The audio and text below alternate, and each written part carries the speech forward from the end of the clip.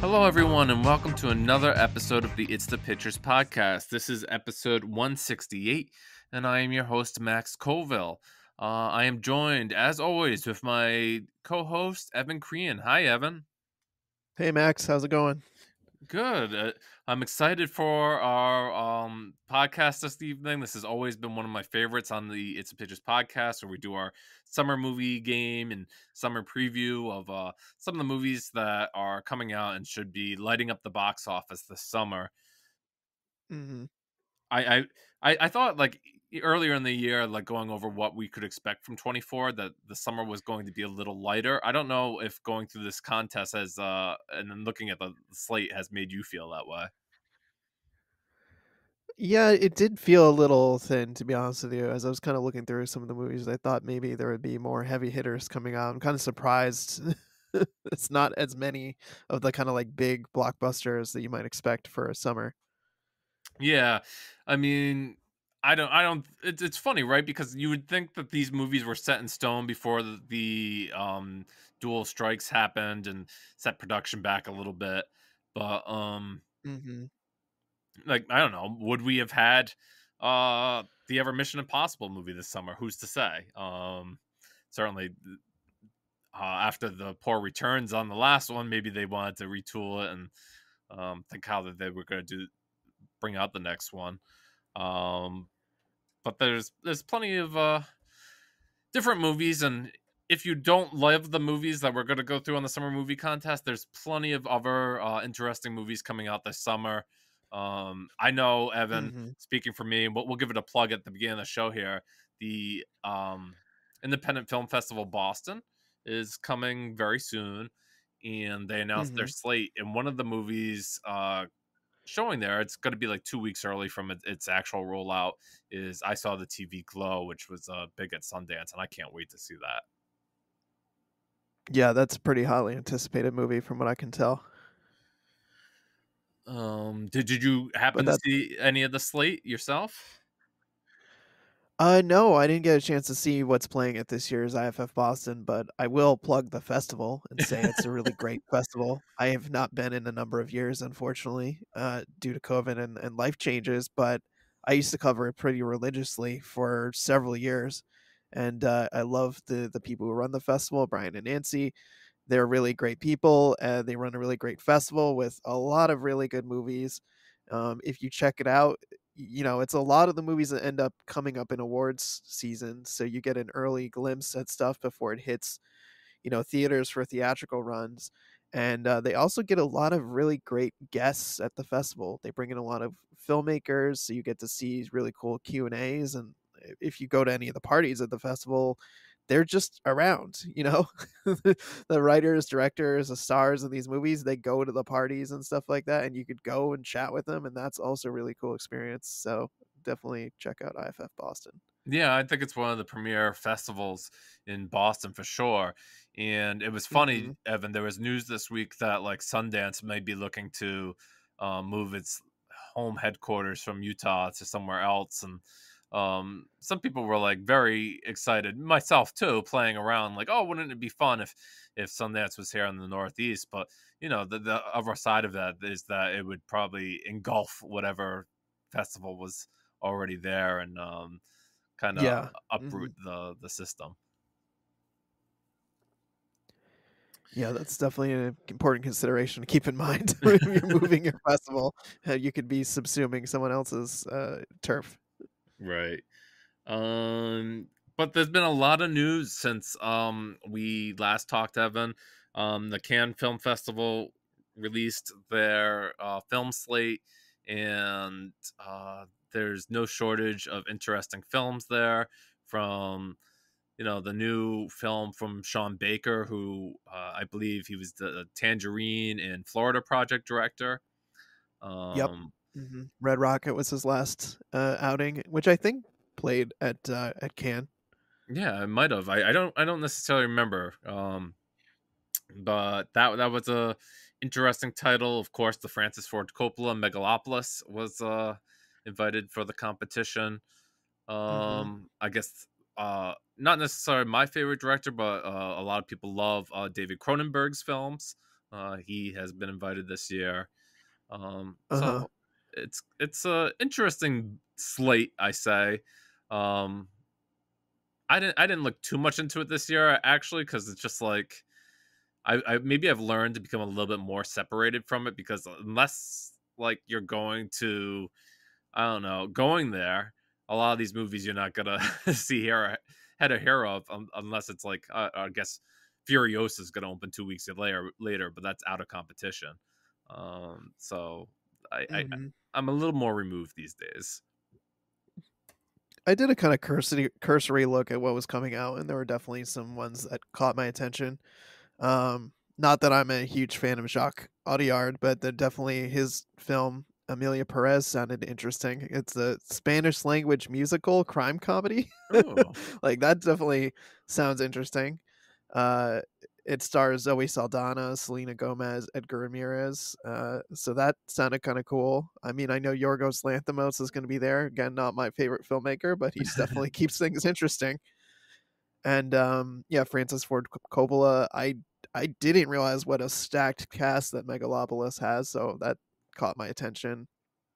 And then some kind of, like, others, like, Ali Abbasi's film The Apprentice, which yeah, I saw stars that. Sebastian Stan as Trump. That's definitely gonna be an interesting turn. I'm really curious to see how he pulls that off. And, lastly, Coralie Farragut, who made, Revenge, which was a real blood blood and guts movie that I saw a number of years ago at another Boston festival, the Boston Underground Film Festival, and that really, floored me, so I'm interested to see her sophomore film, The Substance, whenever that, surfaces. Yeah, there's always great movies playing there, and some of them, like, you see eventually rise to the top. um it's just a platform for international film that I think is still exciting, whereas it's where it's highlighted the most, I think. um Yeah. when you look at international film, as far as like even what was up for in the Academy Awards, it's like both Anatomy of a Fall and well, Anatomy of Fall wasn't nominated by its country, but would have been right there in the conversation with Zone of Interest had it been nominated. So Mhm. there's always interesting things to catch at Cannes, and looking forward to seeing the reactions out of the festival. Yeah, On same a here. totally different light, yeah, on a totally different light, Evan, to go from like artsy international films to go to commercial films like CinemaCon. um, yeah, all the exhibitors got together and saw exclusive trailers and stuff, and were sold these big movies. Um, at a convention that's for them, called CinemaCon. They got first looks at movies like Gladiator 2. Joker 2 had its first trailer launched at the con, and then moments later for worldwide audiences to check out the new footage from the Joaquin Phoenix Lady Gaga film. Yeah, there was some other interesting highlights from the festival, and but that is also at a kind of remove, Evan, because unless they're sharing the trailers, like the one Joker trailer, it's like you hear all this hype, but you don't get to see what the hype is about. Yeah, that's definitely a bummer. It's like, "Oh, I'm glad that CinemaCon people got a chance to see this trailer that's not getting released for me to see." Right, and as both of us have worked in this industry so long, there are certain people that will hype up your film much more than others, and it certainly Mhm. you have to take um, the ecstatic responses from something like that with a grain of salt. Oh, for sure. Yeah, there's definitely some people are gonna be excited about literally anything and everything. Right, I forget, like they were like, oh, these groups of people are here to like show our movie, and I can't believe they're together, and you know, great. That's what they're supposed to be there, selling you their movie. So, Mhm. Yeah. um, but yeah, you shared some news items here too. So, what did you find, Evan? Yeah, I saw that, apparently Keanu Reeves is in talks to star in, Ruben Östlund's, airplane disaster movie called The Entertainment System Is Down, which, this was my first time hearing about this movie, but apparently the plot is that, the entertainment system goes down on a airline flight and everyone in the flight loses their mind and it collapses into utter chaos, which to me sounds a bit too much like Triangle of Sadness, his previous film. But the fact that Keanu Reeves is potentially in talks to star in it is what caught my attention because I love Keanu Reeves pretty much in anything. And it seems like he could play somebody really fun and interesting in this kind of unhinged movie, or maybe he could be like a bastion of stability. He could be like the one sane person in this insane scenario. So when I saw that, I was actually like, okay, it sounds a little too similar to Triangle of Sadness, which was not one of my favorite movies uh, of 2022. But I'm interested now. I'm interested if Keanu Reeves is getting involved. Yeah, I've always been a fan of Ruben Östlund's movies. I know that they're acquired a taste, if you will. If Mhm. you like to see people get really frustrated in uncomfortable situations, whether it be the moral ambiguity of force majeure and how masculinity plays a big problem in a marriage in that one, or if you have the more artsy The Square. Um, but yeah, I wonder, like you said, what Keanu Reeves would be in this movie, whether or not he'd be the voice of reason or he'd be as unhinged as like Woody Harrelson's appearance in Triangle of Sadness, because he was the big American actor who appeared in that one. Yeah. So Mhm. I do wonder what Keanu would do in this. Yep. And Guess then we'll you see. dropped another tidbit. Well, yeah, I saw that Taylor Swift dropped a new album, which people are pretty excited about. I don't listen to Taylor Swift, but I was uh, intrigued that her music video, Fortnite, which apparently has Post Malone in it, from this album. Also, the music video features uh, Josh Charles and Ethan Hawke from Dead Poets Society, because I think the Yeah, album title is called The Tortured Poets Department. it And is. I thought that was a fun little Easter egg to throw them in there. I think in the music video they play scientists who are studying her. And since Dead Poets Society is one of my favorite movies and one of my favorite 80s movies, I just thought that was a fun little tidbit. I like Ethan Hawke and Josh Charles, so that's cool that they got together for this little kind of like cameo appearance. Well, Evan, I'm glad you mentioned this, not only to possibly boost our SEO score, because everyone's searching for Taylor Swift this weekend. But yeah, no, I, in our family here, we both love Taylor Swift, and I'm sure people listening to the show had heard earlier episodes where John and I both talked about times we went to the Eras Tours concert. So big fans. I have the vinyl upstairs of the of the new album. Yeah, so excited. Yeah, it was really fun when I saw Ethan Hawke in the video. Um, it could have been anybody, but it's a nice throwback, as you said, to Dead Poet Society. Hmm. Yeah, I dig it. Alrighty, that was the news for today, and we're gonna go into our big feature here of the summer movie game. Um, last year, I guess, like at this point, I don't need to share the results of what happened because John picked Barbie and that crushed everything. I mean, luckily I luckily I got Oppenheimer, but nothing was gonna stop the train that Barbie was. Let's see what else do I want to do. So this is Evan and I's first time doing this together. I mean, Evan, I don't know if Yep. you listened years ago. We had our cohort Charlie Nash on, and we did three of us, and that was pretty fun having him on to do the show.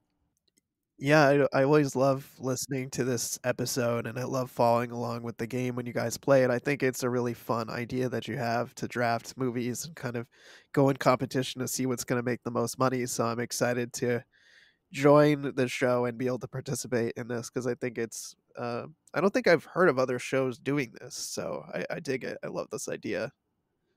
Yeah, and it's just a little bit of fun to throw in a conversation about the summer movie season, as you'll find that maybe Evan and I won't be necessarily ecstatic over every movie that we're talking about. But in this fashion, we can kind of get behind the movie for our own personal goals, regardless. Hmm. See what ultimately happens. So the way that it works is that the first person will pick the first movie, and the expectation is that movie is going to do like so much more money than everything else that that's the one that you want to grab. And then the second person will pick two and three. Then they'll go back and pick three and four, and then three and four, and then five and five, something like that, or four and five, and yeah, we'll figure it out. Sounds good. Okay, so since you are new to the show, I'm gonna allow you to have the choice of whether or not you'd like to pick first, or if you'd like to send it my way and have me have the first pick. I don't normally do this, but I think I want to go first. Okay. Should I name my choice, or how do you want Yes, to? Evan. Should we Please, like please, have a drum please. roll or something? Yeah. All right. Maybe I'll do it in post, but don't count on it. Evan, please share your number one choice for the summer movie game. All right. I feel like for me, this was far and away. If I was gonna get to go, I was gonna get to go first. Had to pick Deadpool and Wolverine. Had to. I just feel like there's so much anticipation behind this movie. Uh, it's you know Ryan Reynolds. People love the Deadpool movies. They love the X-Men movies and Hugh Jackman. And they're I mean, come on, we get Ryan Reynolds and Hugh Jackman. This kind of like long teased collaboration between these two. I know Ryan Reynolds has done his fair share of jokes in the Deadpool movies about Deadpool wanting and loving Wolverine, and he's done plenty of stuff in real life to kind of tease this. So I don't know. That's my pick. I think this is going to make a crap ton of money. Yeah, it's the only Marvel Cinematic Universe movie for 2024 after the brand suffered some downtime in last year. I think they released what Ant-Man, Guardians of the Galaxy, and the Marvels, and only Guardians of the Yep. Galaxy really hit well. And Hmm. what scared me, Evan, which I don't know if it's going to be a deterrent overall, is that this is the first R-rated MCU movie. Um, Ooh. it's so it's I don't know if that's going to do anything to the overall numbers. If I remember correctly, the highest grossing R-rated films are in the realm of it's got to be Oppenheimer. Um, Passion of the Christ and American Sniper are probably like the highest rated R-rated Huh. films. So whether or not this uh defeats those numbers remains to be seen. But I agree with you. The hype is through the roof. The comps on this movie is Deadpool 2 when that came out a few years ago. Hit 324 million. I guess I'll pull up the Logan numbers to see because that was another R-rated hit. Um, yeah, Logan was 226 in 2017. So yeah, solid R-rated movies. I mean, Deadpool 2 was obviously far and away even more than Logan. Hmm. Um, it has a great positioning. I don't know how much you thought about this, Evan, when you were looking over what films you wanted to pick, but the position for Deadpool and Wolverine is right near the end of July, and Ooh. I think it's gonna crush anything that comes out in August, and it's gonna roll right through there, and so it has a good it has a chance for good legs, if you will, in movie Mm. box office terms. That's true. It's a good point because August is not exactly a dead zone, but it's kind of sometimes where they send movies to die. They're just gonna like, well, it's gonna come out during the summer, but we're not feeling a lot of like oomph behind it. Let's kind of dish it in August. Right, it's funny, Evan, because like during CinemaCon, one of the things they announced was like the Crow movie is like they moved it from June to August. I'm like, wow, that doesn't really say a lot about how you feel about this No. movie at all. No, it doesn't bode well at all. Yeah, and other news about Deadpool and Wolverine, by the time you hear this, or moments afterwards, if I get a chance to edit quickly, there was just news, Evan, that the next trailer for Deadpool and Wolverine is expected to come out on April 22nd. Ooh, So exciting. we could launch with the new trailer for the movie and show a little bit more of that. So I get picks 2 and 3, Yeah, let's and hear 'em.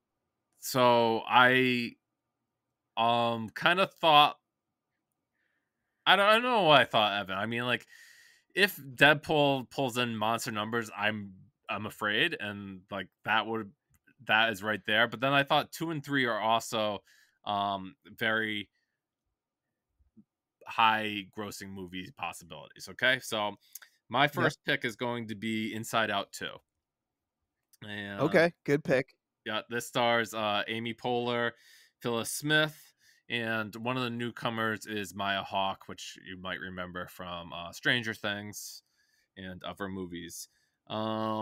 Of Mhm. course, it's a sequel to a wildly popular Pixar movie, but Evan, that doesn't necessarily mean that it's going to be um, guaranteed money, right? We've seen over the past few years Yep.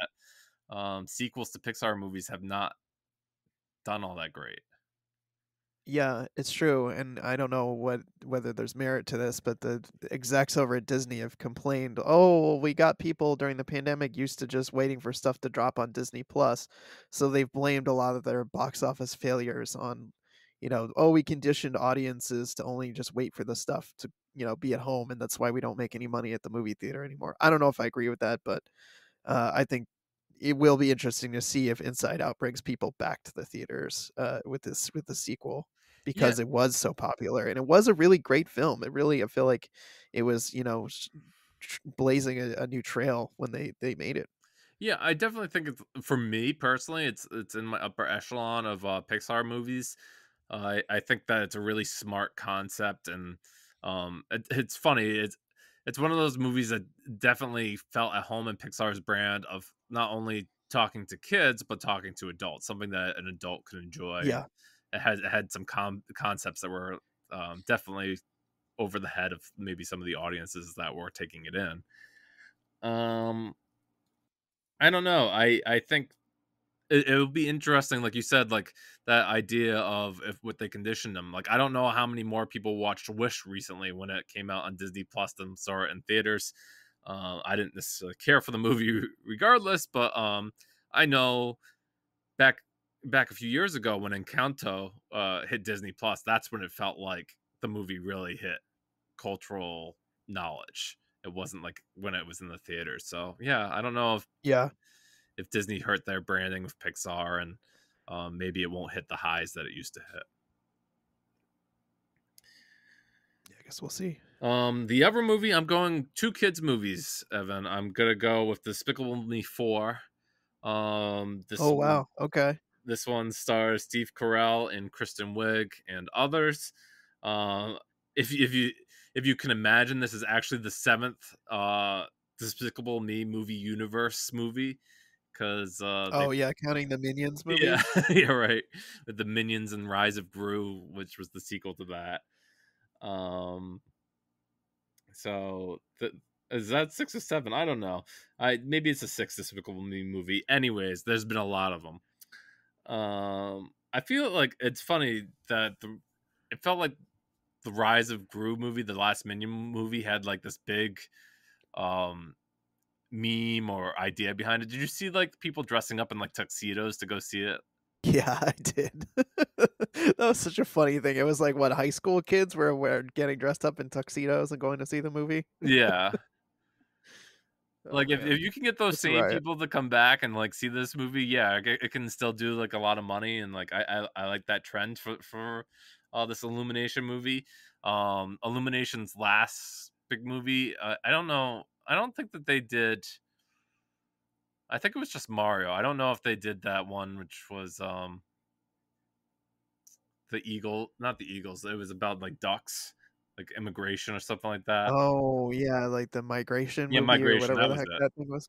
Yeah, Yeah, I don't know if that was Illumination or not, but yeah, Mario, of course, did gangbusters. People still like Despicable Me franchise, Minions. I don't see that going away. I didn't do the comp on Rise of Gru. I did it on Despicable Me 3 because I think like this is still that kind of universe, and that's 264 million. I didn't share the comp for the first Inside Out. That was 356 domestically, got it. and so I think that these two movies are definitely in play for the 200 to 300 million range. Evan, I went Mhm. really scientific on this whole thing. I even like tiered Yeah, I them see all that. out. I I tiered them out. I have no interest in Despicable Me. I think that the nature of those movies are really like, I don't want to say stupid, but they go for like the lower denominator comedy that I don't really go Oh, for for. sure. Yeah. Yeah, actually, it's funny you say that because I think of, when Minions came out, the first Minions movie, a colleague of ours from Bafka, Bob Chipman, referred to it as Shaking Keys, the movie. Really, in terms of just, like, entertaining, little kids, and I feel like it definitely plays into what you were just saying, where it feels like it's the lowest common denominator of, like, kids' humor. Right. Oh, boy. All right. So that means you get the next two picks, Evan. So your second and third Ooh. picks. So my second pick is going to be The Fall Guy. Okay, great. That one played great out of South by Southwest, right? Can you tell us a little bit about it? Sure, yeah, it's a action comedy. It's got Ryan Gosling and Emily Blunt in the leads, and Ryan Gosling plays a stuntman. Uh, and the IMDb summary says it's a down and out stuntman must find the missing star of his ex girlfriend's blockbuster film. So yeah, I mean, I think Ryan Gosling has been having a moment because of Barbie, and I think Emily Blunt too, to a lesser degree, because of Oppenheimer.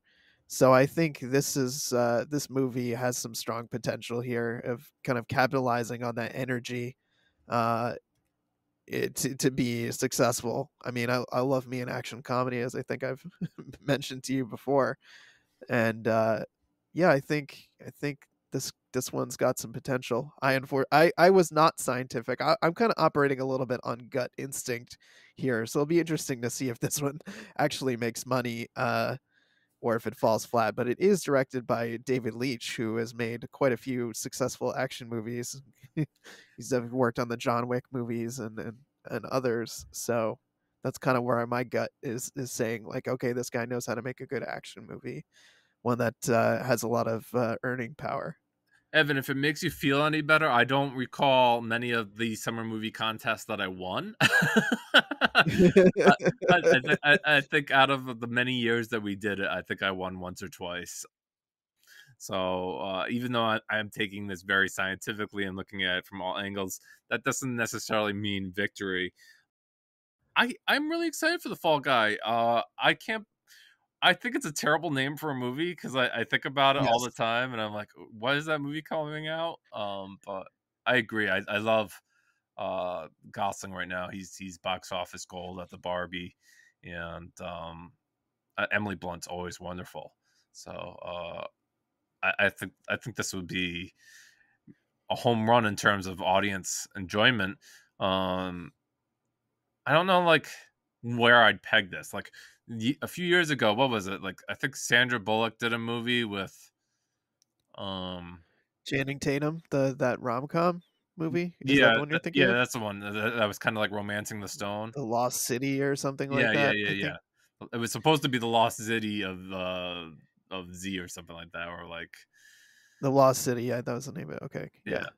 Um, and I don't think that that's the comp for this because I don't know like how comedic this actually is, but it certainly looks like it will be a good time.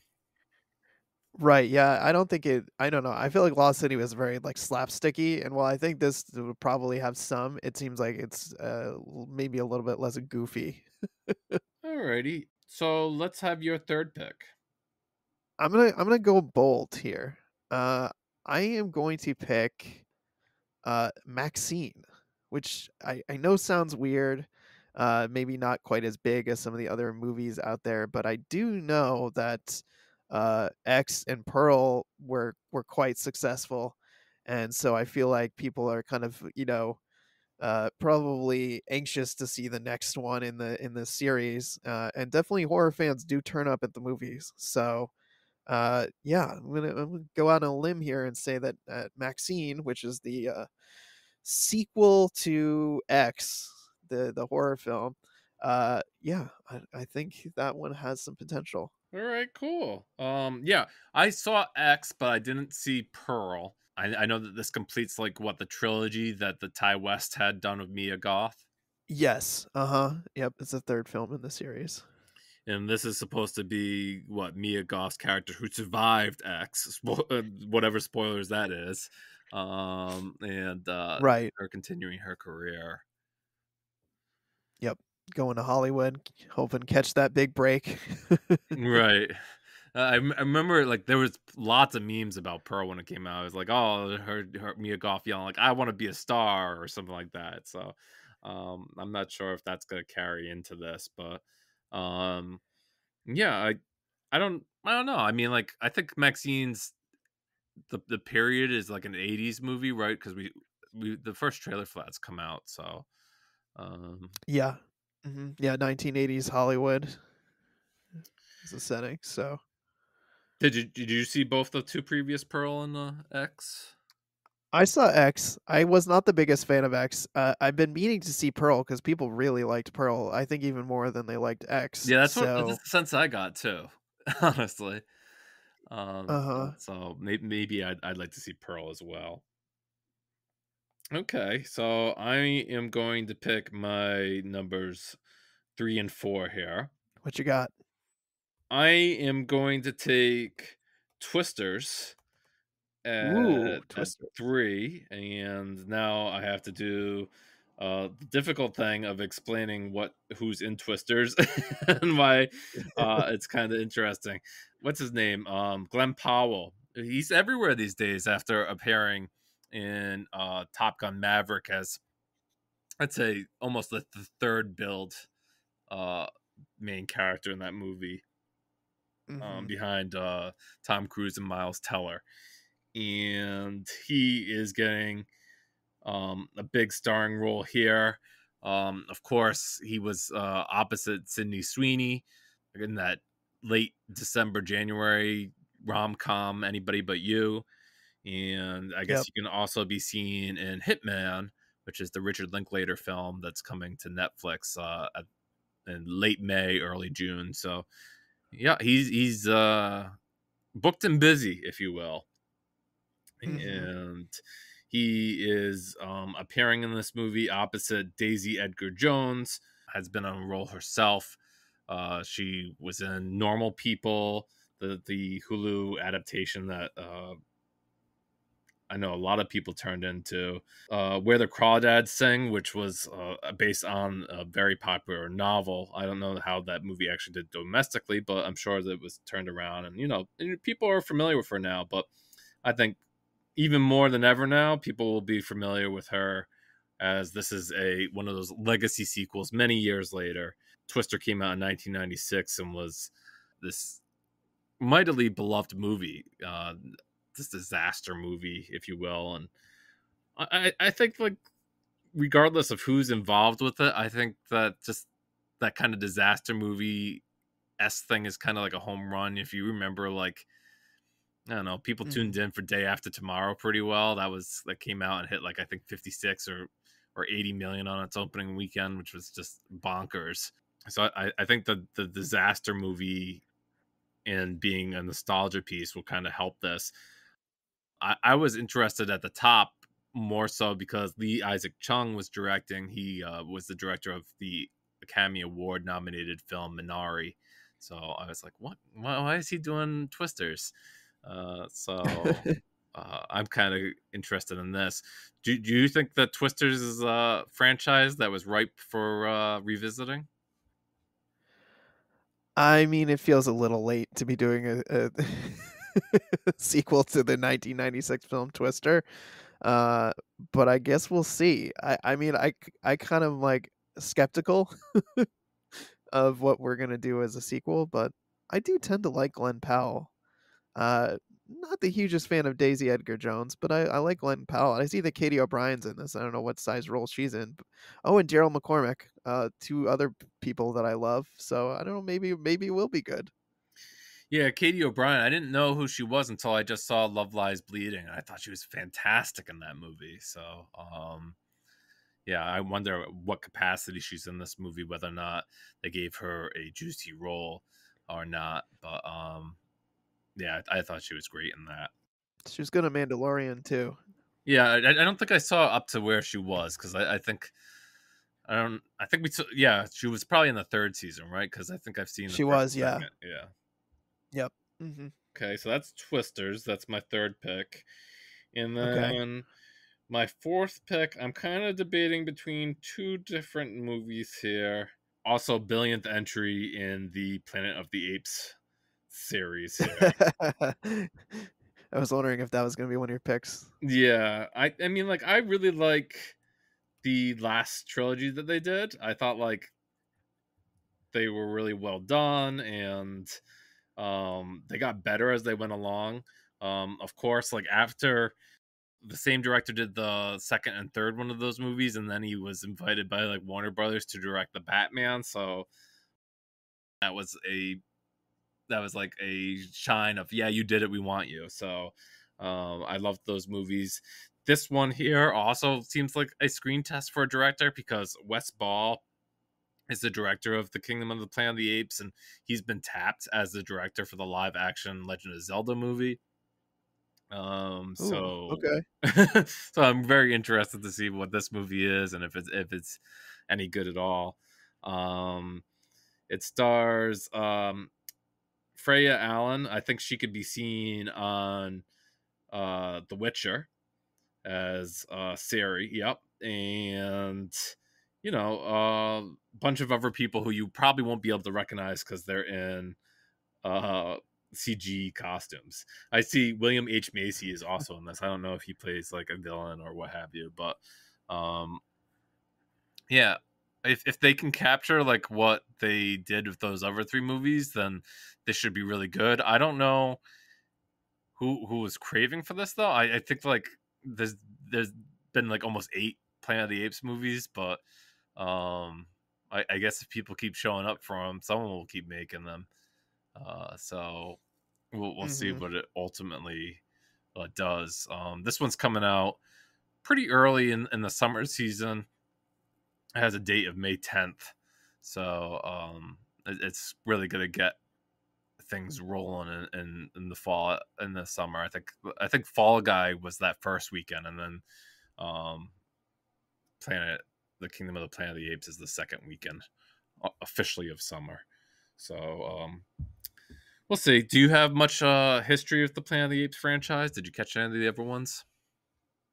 Uh, Not really. I saw at least one of the ones that Matt Reeves did. Trying to remember which one even was. Because there's so many of them, so Right. many Planet of the Apes movies. I think I saw War for the Planet of the Apes. Was that one where Woody Harrelson was the bad guy? Yeah, I think Uh, so. yes. Okay, I did see that one, and I remember liking it. I just not really into the Planet of the Apes movies or have a desire to see them. I ended up going to a screening of that and being surprised that I enjoyed it. All right, cool. So, let's have your 4 and 5, Evan. Okay. Now I'm realizing that Maxine may have been a terrible, terrible pick because I saw that Pearl only earned like $9 million. So I feel like I gotta make up some lost ground Well, here. here. So this is your first time. I will give you a mulligan if you wish. Because No, no, no. I saw you pick Maxine, and I was like, oh boy, A24 Civil War is their biggest movie ever. So, I was like, No, I made my choice. This okay, is like we're playing, board game rules, chess rules. I already moved my piece, so okay, I'm not gonna no take backsies. But I appreciate you being very generous there. okay. I'm gonna pick for my number 4 Borderlands. Alrighty, this is what the video game adaptation, right? Yes, which a video game that I don't think really played at all. I think I might have played it, like, once, um, but I do know that a good video game adaptation, brings people to the theaters, and I've seen a trailer or 2 for this, and it actually looks like it could be a lot of fun. It looks like it's, visually interesting, it's got a really cool cast, and it's Eli Roth, who may be hit or miss, I guess, with some people, but at least you feel like he's gonna swing for the fences with this. So I'm like Kate Blanchett, Jack Black, some heavy hitters, Jamie Lee Curtis, Kevin Hart. I don't know. I think this could be a moneymaker, even though it's kind of coming a little later in the summer in August. Yeah, I mean, video games are hot on television. At least if you look at The Last of Us and the newly released Fallout, it came out and has already been renewed for a second season. There's plenty of audience for these video game movies. Yeah, What's your fifth movie, Evan? this is a toughie, Max. I feel like I'm getting down to the like what can I pick that possibly Oh no, you don't feel that way. Evan, I have at least five movies. how am I gonna get out of this? Uh, all right, I'm gonna go for Bad Boy. Good. Let's go That was the Bad next one. Boys Ride or Die. That was the next one on my list. So. I have not seen any Bad Boys movies, funny enough. Not even Bad Boys 2. The taking it back to our show about the Cornetto trilogy. Uh, but these people do like these movies, right? And I feel like the last one did pretty well. People really enjoyed it, and so I'm sure they'll be back for another fun, over the top buddy cop adventure with Will Smith and Martin Lawrence. Yeah, what's funny is I like this. I like to use this one as a party trick. Evan, is that Bad Boys for Life, Ride or Die, or no, Bad Boys for Life. I guess it was the third one, and it was the highest grossing movie of 2020 thanks to the pandemic. That's true. It was. So if you think about it, it's like, oh yeah, a Bad Boys movie was the highest grossing movie of the year, and that's something that is absolutely true. Wow, shout out the doubt. And you know that movie wasn't out very long, and it did very well for itself. So, um, the big question on this movie, right, is how much Will Smith has hurt his brand, after the Oscars, and Yeah. um, whether or not that will hurt the audience that comes out for this. I don't know, Evan. You think like, oh, maybe it hurts 5 million of the bottom line, even if that. It's like I don't know. I don't think he did that much damage at all, if I'm being honest. I think a lot of people who care about awards and the Oscars and care about the, like, artsy kinda movies are gonna care about this, care about what happens. I hate to say it, but I think the average moviegoer who likes a fun action movie is gonna see this no matter what. I don't think the slap and the whole Oscars fiasco is really gonna hurt this movie's bottom line. Yeah, and I'm sure that that's what they're ultimately thinking about that. I mean, I think that Will Smith did have a um very prestigious movie. I think it's like called Emancipation or something that was on Apple TV Plus, and you know Yes. that was supposed to be like, oh, big serious art movie, and that one sunk absolutely. But this is definitely a different beast, I think. Yeah. I mean, I think there's been a little time and a little distance from that. I mean, Will Smith has come out and apologized, and, there's definitely been, I think there's been some work for him to try and, come back from it. So, yeah, I guess we'll see if the general moviegoer cares about that kind of thing, or if they're just looking for some fun explosions and car chases and gunfire. All right, and so I guess I have final pick here, and I am going to pick A Quiet Place Day One. This is Interesting. the third movie in the Quiet Place franchise. Um, it stars Let's not go by that. The IMDb is all messed up. Obviously, from the trailer, it stars Lupita Nyong'o. It's funny. The first credited person on IMDb is Joseph Quinn, who was the actor of Stranger Things. Um, and so he's in this one. Diamond Hansu is co-starring this. He appears in the trailer a lot. Alex Wolf, I guess Love him. he was in what's Hereditary. So this, and I knew about this movie for a long time. This is the one that Jeff Nichols was supposed to direct, and he dropped out of it.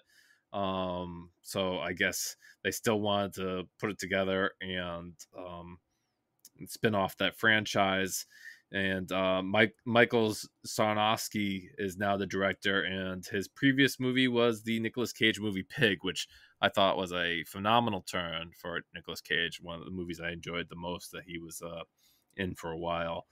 Um, so yeah, even though you lost Jeff Nichols, you got another director who's pretty interesting. This is just like another easy entry action kind of end of the world movie that I think will appeal to people going to the movie theaters. Um, I think the numbers for A Quiet Place Part 2 were kind of diminished from what it could ultimately be, because it was literally the first movie that people were ready to go to theaters for after getting their COVID vaccines. And um, I think like maybe those numbers would have been slightly bumped up. So yeah, I'm looking forward to what this is. It's funny. I don't know if you watched the second Quiet Place movie, but the first 20 minutes of that movie is kind of like the whole premise of this third movie. Like this is like the beginning of a Quiet Place and how it happened, and now they're going to return to that same premise. Huh. No, I didn't see Quiet Place 2. It kind of was like I saw the first one and I was like, "All right, I'm good." I mean, like it has future Academy Award winner Killian Murphy in it, so Oh, I do like Cillian Murphy. and Emily Blunt. So yeah, it's worth checking out. I think like the premise of these movies is like you could drive a truck through, because like their rules are so outrageous. And Yeah, some serious plot holes. right, they're like, oh well, if you go, you should just probably go live near a waterfall, because like then you could actually talk and like maybe they wouldn't hear you, or up for ridiculousness. And also another one in the first movie, in Emily Blunt, right? She's giving birth, and she has to be quiet while giving birth. And I don't know how many of our Right. listeners have ever been in a place where a woman is giving birth, or giving birth themselves. Um, it is not a quiet environment. uh, you can't tell the baby to be quiet. I don't care. Like I think like Right. I think she goes into like what, like almost like a soundproof chamber or something to like have the She's baby. doing it like a yeah, I don't remember exactly because 'cause it's been a long time since I've seen it, but I remember that being ridiculous and the whole thing with the nail on the stairs, and I'm just like, "You live in the house, you can take the nail out of the stairs, why would you leave it there? It's so stupid." Right. It's like the nail was the most famous part of that movie. Because Yeah. everybody remembers like, oh God, who'd want to step on a nail? But no, me personally, I'm also kind of excited because Lupita Nyong'o doesn't appear as a star in a lot of movies, or like certainly not like a big blockbuster like this. So Yeah. I guess that's unfair. I look at her box office, Well, Black Panther. yeah, Black Panther and Us did well, even though it's not a traditional blockbuster. She appeared as a CG character in the Star Wars movies, so that I don't really count that. Um, Mhm.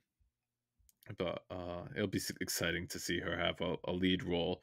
Evan, are there any other movies that you thought um, should have been mentioned, or that we could have mentioned that we didn't?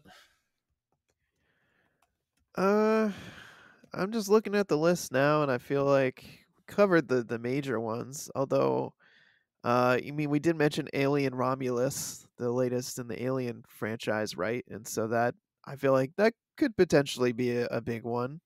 People do like the Alien movies, they tend to go out to see them. You mentioned The Crow earlier, that who knows how that's gonna perform as a remake.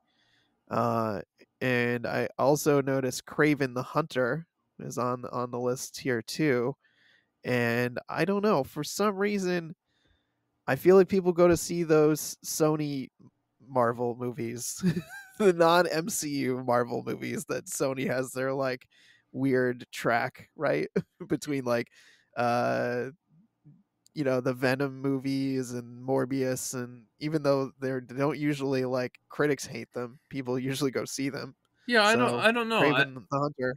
Yeah, I think like Venom does do well, but I don't know this whole Morbius or Madam Web thing, so I don't know where Craven's gonna come up. I had on my next tier, Evan, I had the animated Garfield movie. I thought Okay. like that was gonna bring in families. Another animated character voiced by Chris Pratt.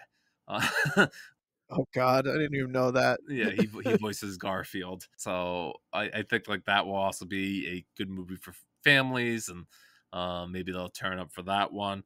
I had a movie called Horizon, which is the new Kevin Costner movie that is a two-parter, and it's I think the first part is premiering at the Cannes Film Festival out of competition. I know lots of people who watched Yellowstone. I think like maybe we can expect at least the box office like the Downton Abbey movies. So maybe it will cross the 100 millions and just be right on the cusp there. Of course, I'm sure he's hoping for a little bit more with his Western two-parter. And then of Mhm. course, the Furiosa, the Mad Max movie. That one, I think Fury Road did well for itself, and maybe that it has a lot of goodwill from Fury Road, like people who didn't necessarily go to the theaters, because I didn't think too many people went to the theaters to see that. But maybe over the years, it's gained a lot in reputation, and that will be enough to bring more people to the theaters. I'm not sure if that one's PG-13 or R, but Anya Taylor Joy, people I think show up for her. She has an audience, and Chris Hemsworth. So whether or not it's going to do big bucks or not, who knows? But we'll know critically how it is from the Cannes Film Festival when it plays out of competition. I think we named all of them, Evan, besides the one other one I wanted to mention, which was the Ryan Reynolds family movie called If. I've seen so many trailers for that. Mhm. I think like Steve Carell voices the animated um, main character, and I don't know. Maybe that's a low 100 million movie, or it could surprise. Who knows? But I wanted to make sure I mentioned that one. It also had a Super Bowl spot. So I don't think you spend all that money on a Super Bowl spot if you don't think that your movie's gonna hit a certain quota. Yeah, that's true. I mean, also written and directed by John Krasinski. I had no idea. Yeah, so he went from doing A Quiet Place to doing a family movie. uh, so he'll see his franchise kind of out there in the world. Hopefully, it doesn't eat into his profits for his new movie. Um, Mhm. were there any other movies that you felt like didn't necessarily belong in a summer movie game that you are excited to see this summer? Uh, no, I mean, I think we talked about them all. I mean, I'm always curious to see what horror movies come up that I'm not expecting. Like this is the Watchers a horror movie? I noticed that was on a list of most anticipated movies. Um, I have no idea what that is. Yeah, I think like Fandango releases their like most anticipated movies by moviegoers, or like, and they take a list, and it was on there, and I was like, I still have no idea what that movie is. yeah, it looks like it's ooh, Ishana Shyamalan. Is that one of M Night Shyamalan's kids making movies now? Uh, Yeah, one of M Night Shyamalan's kids apparently is putting out a movie. The Watchers, yeah, the horror mystery fantasy. This says, um, I guess that'll be interesting to see what that's like. I know I've personally, M Night Shyamalan. misses a lot more than he hits with me, so we'll see if one of his kids will have a stronger batting average. Yeah, talk about M Night. He just had a trailer come out for one of his movies that's coming out at the beginning of August called Trap, and Josh Hartnett is in that one. And of course, if you watch the trailer, it has a twist in it.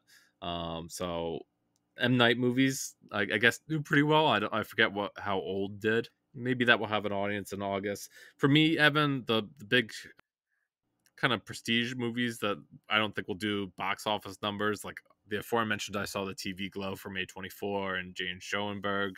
I think that's how Mhm. her name is pronounced. Sorry if it's not. Is it Schoenbraun? Is It, that how you say it? it might be. And then I also like Challengers is right on the cusp of summer. If you want to say the end of April, that's the Luca Guadagnino movie with Zendaya that some of our peers have already seen and said it's pretty great. I'm looking forward to that. And the aforementioned Jeff Nichols, he has his movie that premiered at Telluride called The Bike Riders. Has Austin Butler in it and Tom Hardy, and that one's coming out in the summer as well. Alrighty, so Cool. we'll see how it ultimately goes, Evan. Yep. You Will be know, interesting. I mean, I think it depends. Like if one of your movies blows out of the water, the miss on the Maxine thing won't matter, right? Because like we've had movies that just like totally crap the bed ourselves in this contest, and if you have one breakout, it really doesn't matter if Mhm. you miss on one. Last year, I think I had The Flash on my list. That one was a wild disappointment, of course, and even the Dial of Destiny, the Indiana Jones movie, you would have started at the beginning of summer saying, "Oh yeah, Indiana Jones is gonna do pretty well," but ultimately, it didn't do all that well in the end. Who would have thought like Yeah, it was a bummer. something like Oppenheimer made way more money than both those movies? So the I Flash know. and Who would have thought? yeah, Flash and Indiana Jones. So that's a contest. It's gonna be a lot of fun. We'll keep you updated throughout the summer on how it's going as these movies come out. And yeah, let us know if you've seen anything, right, Evan? You can find us Yeah. in the email form at itsthepictures@gmail.com. You can comment on the newsletter on Substack. It's thepictures.substack.com. You can find me, Max, at mhcolville on X once in a while, or mhcolville.bsky.social. I'm on Blue Sky a lot these days. Evan, where can they find you? I'm on X/Twitter, whatever you want to call it, Threads, Instagram, Blue Sky. I'm Real Recon in all of those places. That's real as in film reel. And then you can also catch me every week over at Spoiler Piece Theater, the weekly film podcast. All right, awesome. So now we normally do what we've been watching. Evan, I've been doing a lot of talking. I'd love to hear what you've been watching. Sure. Yeah. I've watched a good mix of TV and movies, and the most recent TV show that really hooked me was a show on Paramount Plus. Well, I watched it on Paramount Plus, but I believe it's a Showtime show called The Woman in the Wall. Um, and it's an Irish show, and it stars Daryl McCormick and Ruth Wilson, and it was really, really, really good. The premise is it follows this woman who was in what they called a mother and baby home, and it was a thing I think in the UK. I don't know if it's unique to the UK, but basically they would have these convents and places where unwed mothers, usually teenage girls, would go when they were pregnant, and the nuns would take care of them, and then they would like take make them work there almost as like slave labor, basically, and then take their babies and like adopt them out. And it's about this woman who's been kind of like traumatized by that, and she's looking for her baby, and then a cop who's investigating a murder of a priest who was involved in all of this, and you find out that he was also in one of those homes. He was like adopted out as a kid, so they kind of like team up to kind of unravel this huge conspiracy involving the church. in Ireland, and so yeah, I mean, I'm a big fan of Daryl McCormick. I loved him in Good Luck to You, Leo Grand. I really liked him on Bad Sisters, which is another great show if you haven't seen it, another great Irish show. And so I got really into this, and I found it really emotionally compelling. I loved the camaraderie and the collaboration between the cop and the woman who is kind of trying to find answers for herself, and I got really into it. It's 7 episodes, about an hour long a piece, and, yeah, definitely recommend it. You can catch it. It's Showtime, as I mentioned, or on Paramount Plus. That's how I saw it. Yeah, I think like it's like it's confusing with all these streaming services these days, Evan. But I think like it's like almost like Paramount Plus with Showtime sometimes now, or that's how Oh, they yeah. like change the service. And I think like you could probably watch what the Yellow Jackets on there now too, right? Because it was a Showtime show. Right, yeah, they used to I know it used to be, like, separate services, and they merged them together, and I'm still annoyed that they call it Paramount Plus with Showtime because the obvious name to me should have just been Paramount Plus Showtime. Yeah, right. It's so annoyed about how clunky the name is that they picked. They really could have done themselves a service by just calling it Paramount Plus Showtime. What else have you been watching? Something else I watched recently is I saw the Francis Ford Coppola film, The Conversation, for the first time. I've been meaning to watch that, and it's celebrating a big anniversary this year, right? Yep, 50th anniversary this year, so that's pretty exciting. Um, yeah, I saw it. For Spoiler Piece Theater, we picked it for our Patreon segment, and oof, I loved it. I Wonderful. really, really dug it. Yeah, um, big fan of it. Very tense movie. Loved the score. Loved Gene Hackman's performance. It's very restrained. It's tense. It's got some really great acting. It's got a great twist. And Harrison Ford is in it too. I didn't know he was in it. John Cazale also in it. He, as you know, people might know, he had a very limited career before he passed away, but he was in some like really, really incredible movies. He had a very strong batting average as an actor. Yeah. Um, so yeah, between The Godfather, Godfather Part Two, The Deer Hunter, Dog Day Afternoon, I mean, he was in all of those movies, and they're all like Academy Award either nominated or winning films. And yeah, so it was cool to see him show up in this.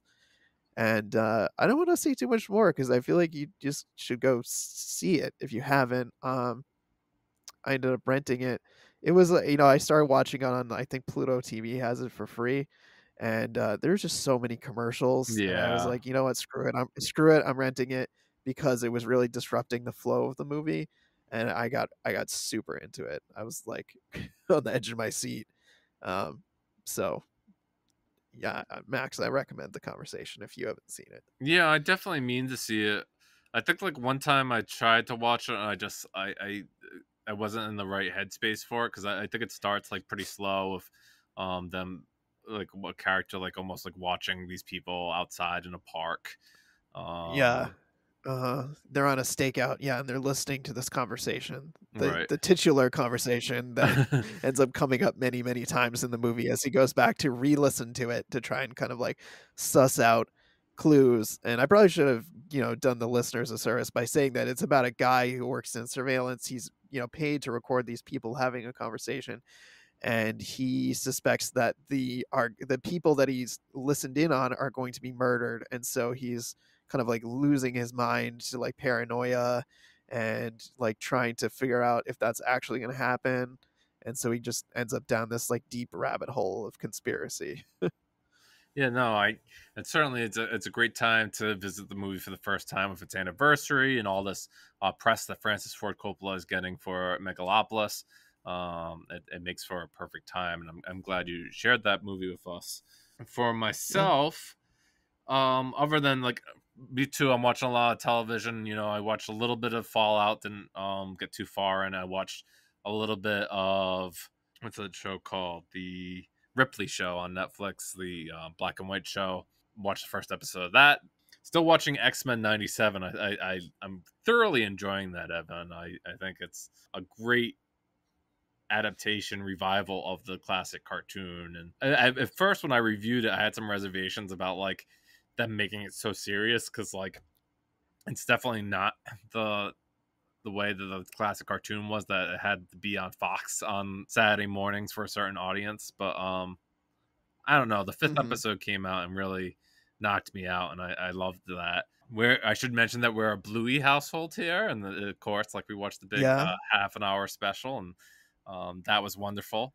There's a lot of people out there that are thinking that Bluey is at it's been finished now, and like that was the finale. But I don't subscribe to that feeling. I think they'll be back, and um, one way or another. uh, so some people are like, oh well, the guy who owns it like has final say, and if he's tired, he's tired. I'm like, you know how this is like one of the biggest properties in the world. They're not gonna just like let it go away quietly. I think there's gonna be a little bit more to it, and I hope so because I really enjoyed it. I enjoyed the special, but Yeah, it's a cute show. I know, Max and his family introduced it to us, when we've hung out. We've watched, some episodes of Bluey, and now, with my daughter, she's, only a couple months old, but, we watch a little bit of Bluey in this house too. It's definitely in the mix of kids shows that we're starting to watch together as a family. oh, that's nice to hear. Yeah. Yeah, and there's parents out there that will put Bluey on such a pedestal because like the quality drop off is so severe from Bluey to other programs. Like we've seen Peppa Pig in this house sometimes, and Peppa's fine, but it's definitely a different level of enjoyment. Uh, Oh, for sure. but yeah, so some movies I've been watching. I watched a movie that was recently released on the Criterion format. Their line, not on the channel, but one of their physical releases, and that is the Gus Van Sant movie To Die For, and that came out in Oh. 1995, and stars Nicole Kidman, Matt Dillon, and a young Joaquin Phoenix. And the movie at first plays like this like star loved couple where like Matt Dillon marries the heartthrob of the town, played by Nicole Kidman. But she really has a goal in her life where she has this aspiration that she's going to be famous and be on television. And you know, she feels like her way there is through public access and working through like being a newscaster and what have you. So she really puts her gun ho to it, and ultimately, when she discovers that her husband, played by Matt Dillon, wants to start a family, and that would mean her kind of like being a stay at home, she really rebels against that idea and does everything in her power to fight that from becoming a reality. And I don't know if I've seen a lot of Gus Van Sant movies, and I think most people really point to this one mostly for Nicole Kidman's performance. She's really electric in this movie, and this is before Eyes Wide Shut. This is before her Oscar-winning turn in The Hours. So you're getting like Nicole Kidman really. I guess I don't know if it's her prime. I think she's been doing great work for a lot of years, but this is Mhm. really interesting movie that was made at a time before social media because um, it'd be weird to kind of revisit this topic now because it's like, oh, why don't you just become like TikTok star or something? As there were many more avenues for somebody to get famous today than needing to be on like public access television or a newscaster. Yep.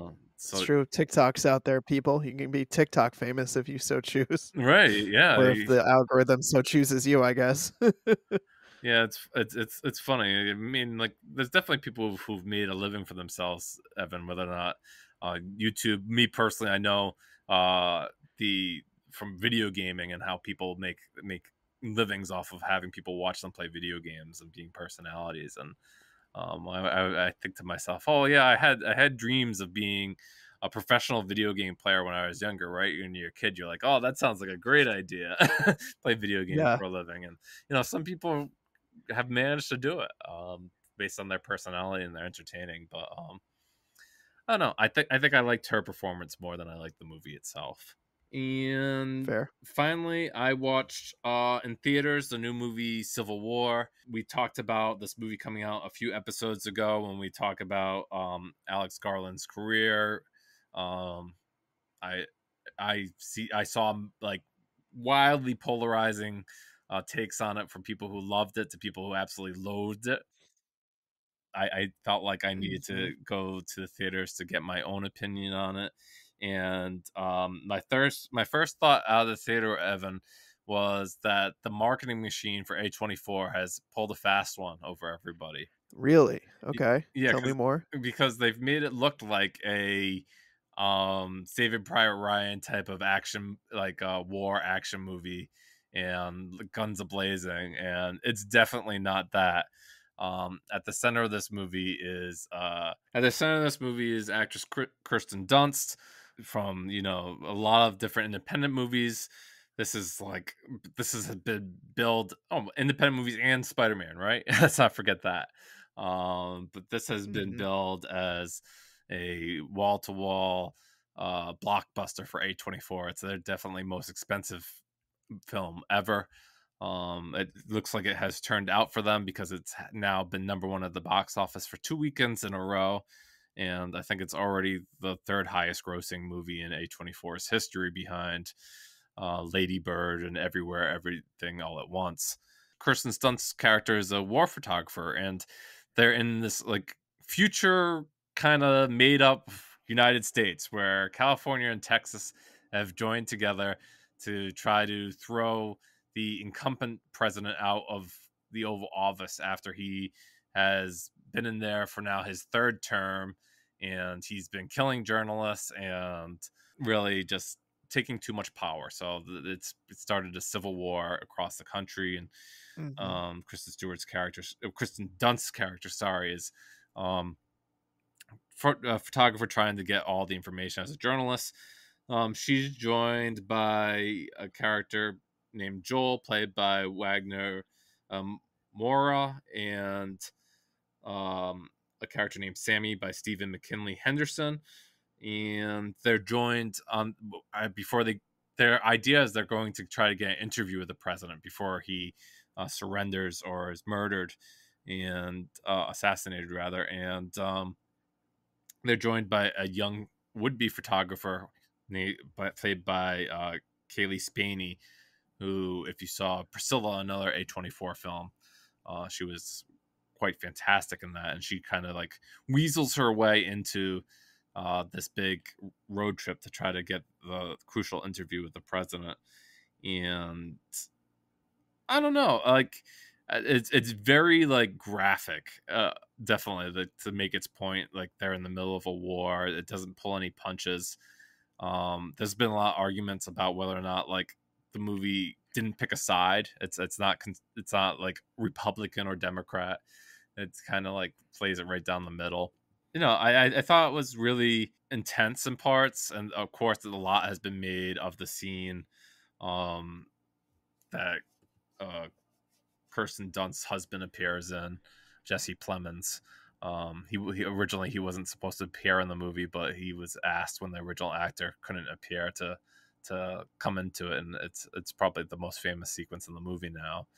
Um, but Yeah, it sounded pretty brutal from what my co-hosts over on Spoiler Piece were saying about it. oh yeah, did they have varying opinions, or did they both kind of like it?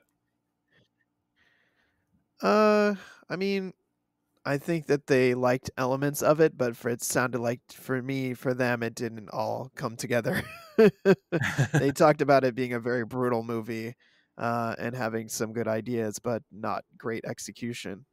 How'd you feel about it in that way? Do you think it worked as a whole or no? Yeah, no, I think it worked as a whole. I think it leaves a lot open to interpretation, and that is something that Alex Garland has kind of pushed on all his movies. Like he's not gonna just like give you the answers that you're looking for, and you can kind of make your own assumptions about the movie you're watching, and whether whether or not the Western forces of California and Texas are actually the good guys and the president's the bad guy, or if it's the other way around. You can make that choice yourself, or whether or not these photographers should be so neutral, or if they should take a more definite stance, or even if you're saying that journalism has been so decimated due to the president, who's going to really even care that these pictures are taken, or that you're kind of making a record of this war. So there's definitely a lot of ideas or questioning that can be done from it. But ultimately, I thought it was an entertaining film, and I think a lot of people who probably went to go see it in theater expecting like a war movie were um, probably disappointed coming out of it. If Mm, you're asking my honest opinion about how they sold it and like what people might have thought, that's kind of where I am with that. fair enough. But we've gone mighty long. We were long for what we've been watching, but I had a great time with our summer movie game, Evan, and Me too. I look Yeah, forward it was a to lot of fun. seeing how it ultimately plays out over the summer, and ultimately who wins our friendly game. I don't. I didn't like that competition. Like we used to do, like the loser had to watch whatever movie that the winner picked, and we never got around to it. So we'll just keep it friendly and get bragging rights, if you will. Okay. All right. So from us, Evan, thank you as always. Yeah, of course. Glad to be here. Glad to try my hand at the summer movie game. We'll be curious to see how it turns out. All right. Thank you for listening, everyone. See you next week or next show, rather. Bye.